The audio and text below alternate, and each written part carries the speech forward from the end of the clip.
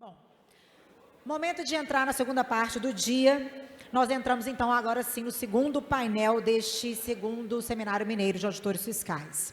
Nós vamos falar sobre pontos sensíveis da reforma tributária e a cooperação no âmbito das administrações tributárias.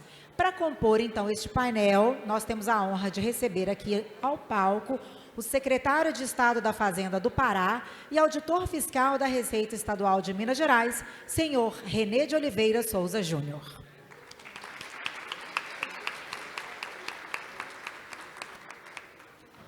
Também gostaria de chamar o coordenador-geral do ENCAT e auditor fiscal, senhor Luiz Dias.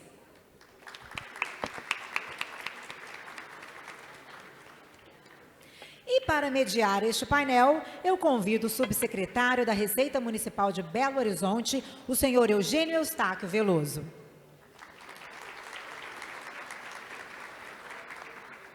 Então, como no combinado, nós reservaremos um momento para que as perguntas sejam feitas. Basta anotar a pergunta no bloquinho, nós vamos passá-las para o Eugênio e daí a gente faz essa sequência. Mas agora, momento de concentração total neste painel. Eugênio, é com você.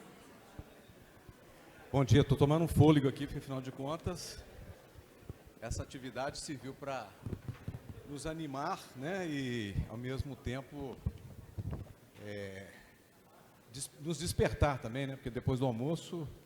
Bom, gente, eu gostaria de, inicialmente, né, manifestar aqui a minha satisfação, a honra de estar participando desse segundo Seminário Mineiro de Auditores Fiscais, promovidos pela FENG e pelo Sindifisco.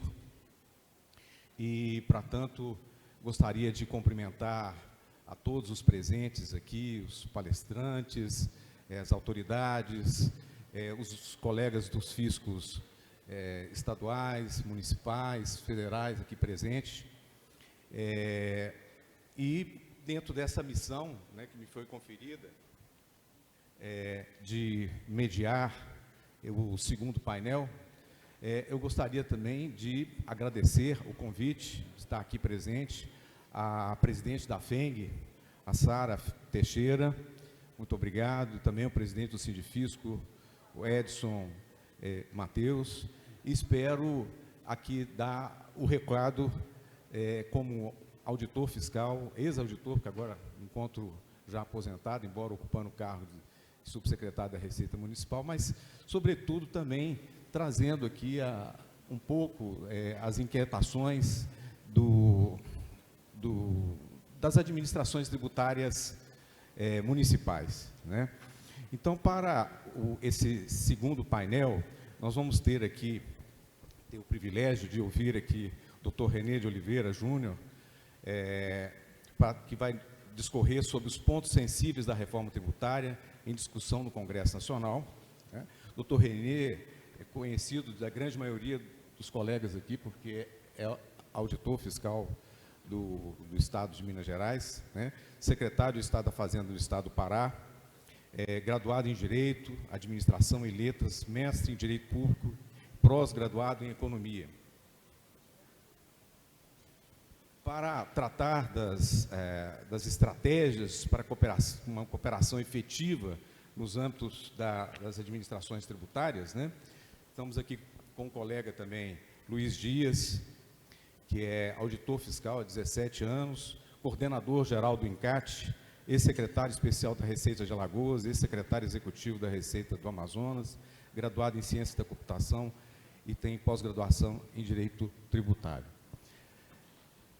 Bom, nessa incumbência de mediar esse painel, né, me incumbe também, né, vocês vão me permitir, uma pequena reflexão, né, considerando essa minha trajetória profissional e a ligação que eu tenho com as administrações tributárias municipais, em apresentar algumas considerações, né, a respeito do projeto em discussão no Senado Federal.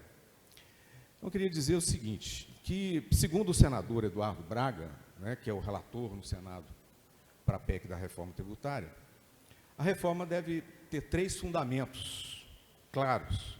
Primeiro, a simplificação tributária com ampliação da base de contribuintes. Dia a dia, a gente observa essa base tributária se esvair, seja por decisões judiciais, pela insegurança jurídica, pela dificuldade de fazer gestão sobre essa nova economia, principalmente as economias digitais. Então, mas, ao mesmo tempo, necessidade de controle, mas de simplificação. A outra questão, outro fundamento que ele deixa claro, na condução como relator da proposta no Senado, é a preservação do equilíbrio federativo. Isso é fundamental, porque, se lemos lá o artigo 1º da Constituição Brasileira, a gente vê que a República Federativa do Brasil, ela é composta pela união indissolúvel de Estados, Distrito Federal e municípios. E a organização administrativa, ali prevista no artigo 18, diz que essa federação, ela é administrada pela União, pelos Estados, Distrito Federal e municípios. Então, assim, o federalismo não é distribuir dinheiro, não é distribuir receita, tributos. Antes de tudo, distribuição de poder. Poder para disciplinar, poder para arrecadar, poder para fiscalizar, poder para julgar administrativamente, enfim. Então, o desafio não é pequeno diante desse quadro, desses fundamentos, dessa visão de reforma tributária que se pretende ter com esse quadro federativo. E terceiro ponto importante que ele destaca é a garantia da neutralidade da carga tributária para o aumento da competitividade da economia brasileira. A gente está cansado de ler nos manuais de economia, de direito,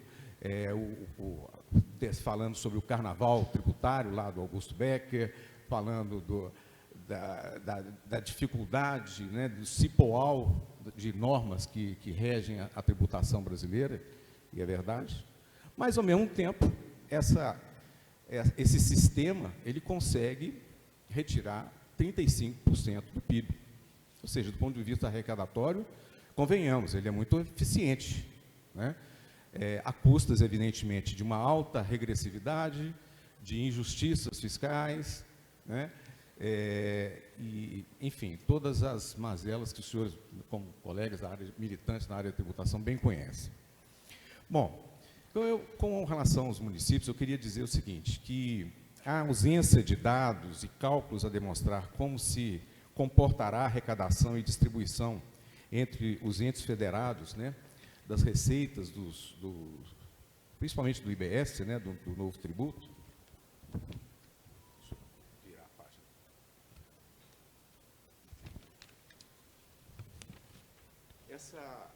Essa falta de clareza, de como ficarão a distribuição e arrecadação dos tributos sobre consumo, o IBS que virá substituir o ICMS e o ISS, em como serão compensadas as perdas decorrentes da tributação do destino, da não cumulatividade plena, inclusive, principalmente na tributação de serviços, que hoje são tributados com o imposto cumulativo, da incidência por fora do imposto, a desoneração de exportações e investimentos, as alíquotas reduzidas, que já estão sendo, vários segmentos já estão competindo por elas para terem esse benefício, Então, a gente indaga, assim, olha, os recursos previstos para os fundos de compensação e desenvolvimento regional, o crescimento econômico que se espera, que se propaga, com a reforma tributária, e o aumento da tributação do serviço, que é outro aspecto também,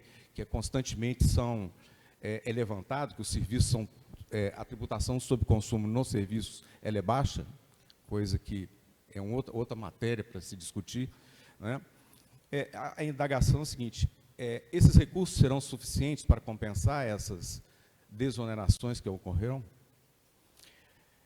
As capitais, em especial os municípios com mais de 80 mil habitantes, que constituem pouco mais de 400 médias e grandes cidades desse país continental, que contém 5.568 municípios no Brasil, só em Minas, 853, mas que vivem 61% dos brasileiros e produz 74% do PIB.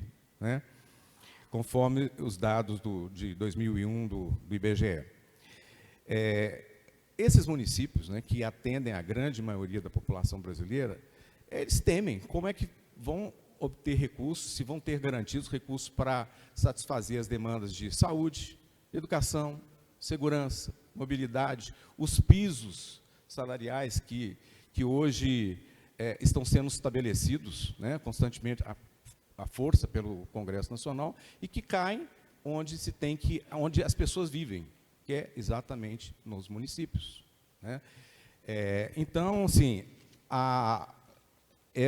para nós é muito caro, para nós dos municípios, né, e eu falo aqui como o subsecretário da Receita de Belo Horizonte, perder autonomia sobre a governança da tributação do principal tributo hoje, dessas grandes e médias cidades, que é o ISS, que especialmente com relação às incertezas que hoje pairam, os senhores devem ter discutido hoje pela manhã com os palestrantes, as dúvidas que regem a formação e o funcionamento do Conselho Federativo, né? A hipertrofia desse colegiado, né, desse novo, que é uma experiência nova, é ponto de preocupação para gestão e governança, não só de municípios, mas estados, obviamente, também, porque as nossas ações, todo o processo legislativo vai passar a ser conduzido por leis complementares, que, obviamente, são de iniciativa do Executivo Federal, da União.